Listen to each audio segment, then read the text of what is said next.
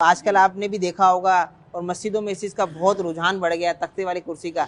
अब ये स्पेशल नमाज पढ़ने की कुर्सी आम होती जा रही है। तो इस हवाले से इरशाद फरमाएं, इस पर नमाज पढ़ने का ज़्यादा सवाब मिलेगा, दुरुस्त तरीका इस पर नमाज पढ़ने का है या बग़ैर तख्ते वाली कुर्सी पर नमाज पढ़ें? देखें, जो शख्स कुर्सी पर नमाज पढ़ना जिसके लिए जायज़ है, तो उसको अब किसी चीज़ की हाजत नहीं है कि सजदे का इशारा करने के लिए सामने कोई चीज़ हो।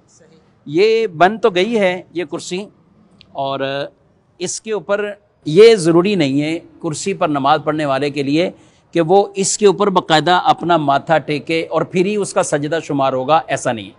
बल्कि कुर्सी पर नमाज पढ़ना जिसके लिए जायज़ है, तो वो सजदे रुकू के लिए सर झुकाएगा और सजदे के लिए उससे ज़्यादा झुकाएगा, बस ये इशारा करना है, इसकी कोई हाजत नहीं है।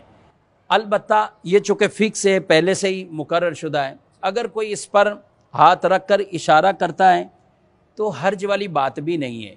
लेकिन इसको नमाज का हिस्सा समझना कि कुर्सी वाले के लिए ये तख्ता ज़रूरी है, तो ये बिल्कुल गलत है। हमारा मशवरा यही होगा कि मसाजिद में इस तरह की कुर्सियाँ न रखी जाएं, ना उसके लिए ये तख्ते की ज़रूरत है और ना इस पर माथा टेकने से हकीकी सजदा होगा।